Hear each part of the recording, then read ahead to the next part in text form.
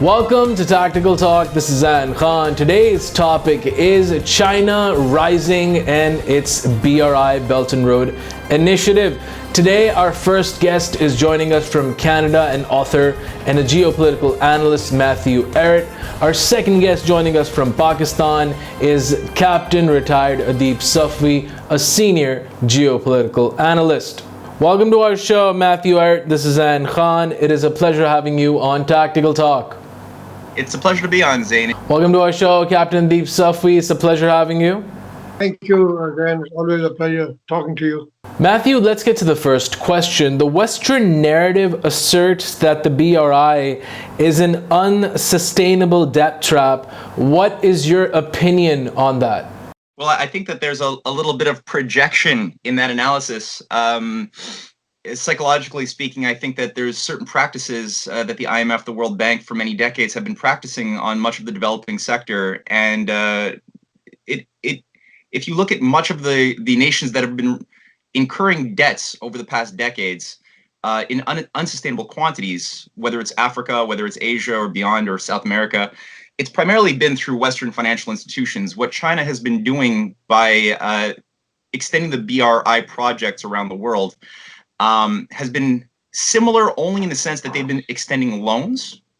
So it's similar to the West in that sense, but in terms of the quality of the debts that are being incurred, they're completely different. They're of a qualitatively different magnitude, because China is actually concerned with the types of investments that create industrial activity, that create productivity, which are called self-extinguishing debts in the long term. So even though you have to wait a little while for the ports, like for example in Sri Lanka, the Hambantota port is one of the oft-cited cases where China has received a 99-year lease, or a Chinese company, to control the port. That is far too simplistic to say that was a debt trap, because not only has Sri Lanka's overall productivity been increased in higher and higher orders of magnitude by the creation of the port and access to the international markets, China has also been has had to maintain and upgrade the ports vastly, which also creates a foundation for massive employment in Sri Lanka. This is the case all across Africa as well, where we've seen actual electrical grids, real infrastructure and things which the West has not done. So over decades of loans to these poor countries, there has been, under conditionalities, no permission for these loans to go into hard infrastructure that allows these nations to stand on their own 2 feet. That's very different from China. And China's practice is to encourage these nations to develop full spectrum economies and ultimately stand on their own 2 feet over time. So it's a fallacious argument. Would you like to add something, Captain Safvi? Okay, just a different perspective to what just has been said, that up till now the world has seen IMF, World Bank and other Western agencies loaning out money under their terms and conditions. And of course, we are very familiar with the word called economic hitmen. So when they give out those loans and other things to the developing countries, they ensure that they do not get anything out of it, and as such, the loan continues to pile up, and they are not able to generate funds through the projects that they put it there, and hence there's a wide difference between the Chinese and the Western side, and that is not acceptable. That is pinching them hard, and that's why this false premise is being given that it's a death trap. Well said. Matthew, I understand what you're saying, but there are concerns on both the Chinese and the U.S. side regarding the South China Sea. How do you see it playing up in the near future, and how does it affect the BRI? Well, that's a very good question. As you know, Pompeo has been very active over the past week in Asia, and we've seen an increased amount of heightened aggression from certain forces in the Pentagon who are trying to put a lot of pressure on China, both through military activities, exercises. There's been 60 flyovers in the South China Sea area by the United States over the past month. We also have the U.S. performing which has a huge amount of military activity around China's perimeter in their own backyard. They're also inflaming tensions between China and their neighbors, whether it's Japan, Vietnam, South Korea, Malaysia, Indonesia, Philippines, you name it. If there's a little bit of territorial tension to be created, the U.S. currently, under the current policy, has been working to inflame that and create discord, divide, which Wang Yi, the foreign minister of China, called out very, very, I think, accurately this past week. I think the approach of China has been, over the BRI paradigm and the operating system, has been to diffuse tensions by creating foundations for mutual development and mutual trust through working on concrete projects. That is the only way you're going to be able to overcome conflict. So Wang Yi, as well as Yang Jiechi, have been mutually going for a massive tour. Wang Yi hit 8 different countries recently, going from Thailand, Singapore, Cambodia, Philippines, Malaysia, where free trade deals are being signed between China and Cambodia to defuse tensions there. Malaysia, there's investments by China to build the East Coast rail link. It's a 640-kilometer rail link, and just provide funds also on COVID, across the board COVID response relief. Whereas Yang Jiechi has gone to Sri Lanka, Algeria, UAE, and Serbia over the past several days to also solidify and help concretize big development projects that are all BRI friendly with these nations. Also, the idea of getting these countries to sign the comprehensive strategic partnership is very important, as well as the code of conduct for the South China Sea, which Wang Yi has really made a huge headways on, which hopefully all of these participants will sign them and realize that their future is much more secure working with China on these types of big projects, rather than getting caught in the crossfires of a war between China and the United States.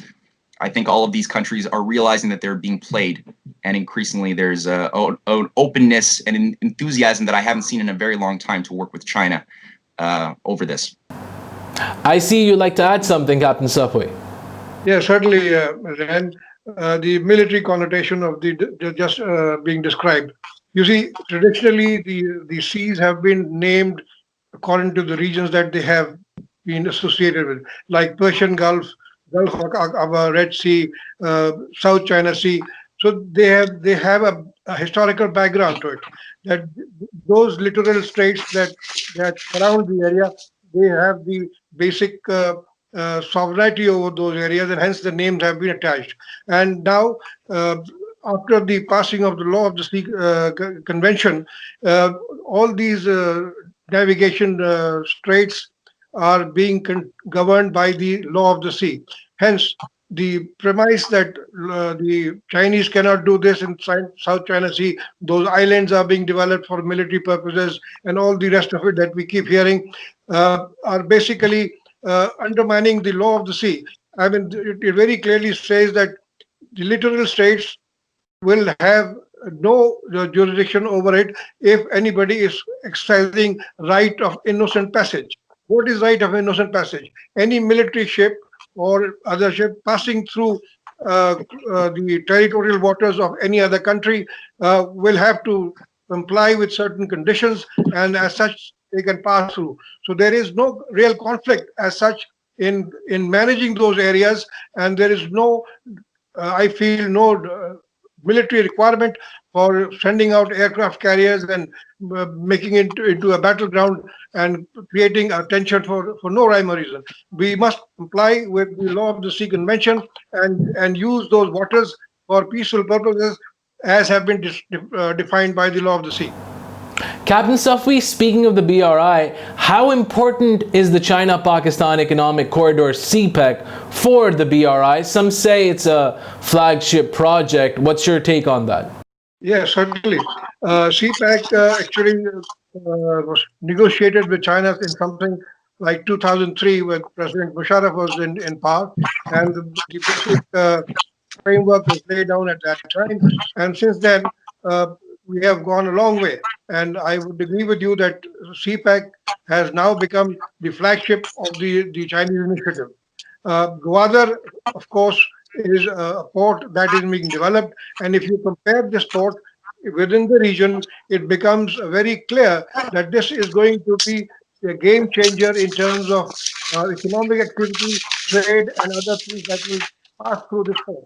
I mean, just imagine the Chinese requirement of importing oil is almost 2 million barrels per day. So if that goes through Gwadar, the amount of activity that will generate both in terms of economic sustenance and the job opportunities to the locals, it is tremendous. And hence, CPEC, right from Gwadar up to the Chinese border, is very, very important to Pakistan, and it is going to be a game changer in terms of its economic activity, and the growth is expected to be something like 11% in the next 10 years once the whole thing starts to function. Captain Safvi, how does the CPEC help the region achieve economic prosperity and peace? This is another very important aspect of the project. If you see recently, Chinese have gone into agreement with Iran and also are dealing with Tajikistan, Turkmenistan, and all the other regional states. And at the end of the day, we will have something like 40 states connected through this CPEC program, and all these countries will then become a power block, both in terms of economic power as well as in terms of strategic alignment with China. Hence, it is very, very clear to us, and also, I'm sure, clear to our adversary, India, because they are being hurt by this development. So I will maintain that this is going to generate a lot of economic activity between the regional countries, like 40 countries when they join together, and all the trade passes through various countries. They will be able to have access to their markets, and all. It is going to be very, very useful for the regional countries as well. Matthew, I'd like to get to a very important question. China's BRI has tended to be narrowly labeled as an East-West project uniting Europe with the Asian markets. However, it appears that an evolution of this project of global proportions is underway. Can you say something about the next phase about this project? Yeah, that's another excellent question, Zain. Yes, indeed, I think that narrow-minded people and analysts have tended to look at this project in a very simplistic East-West trade moving from Asia to the European markets through the Middle East.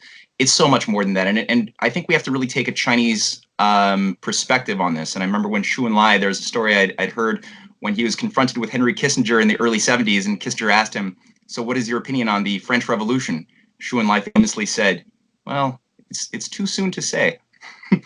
And I think that was a really great window into the psyche of a real Chinese thinker, because they have a very long-term perspective here, which goes far beyond the horizons of many people in the West.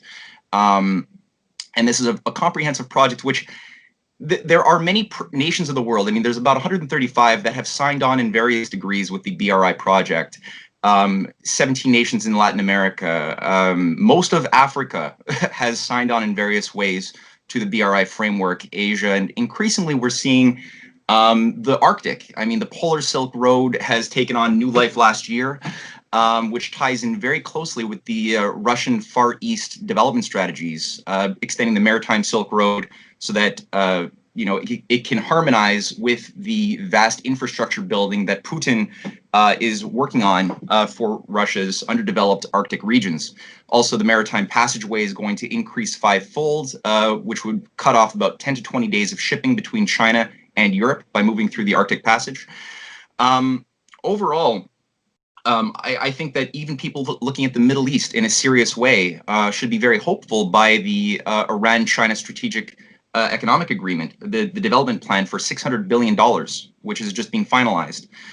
This involves both economic and security aspects and ties very much into the international north-south trade corridor, which was originally created by Russia, India, and Iran back in 2003, which has taken on new life with the Polar Silk Road.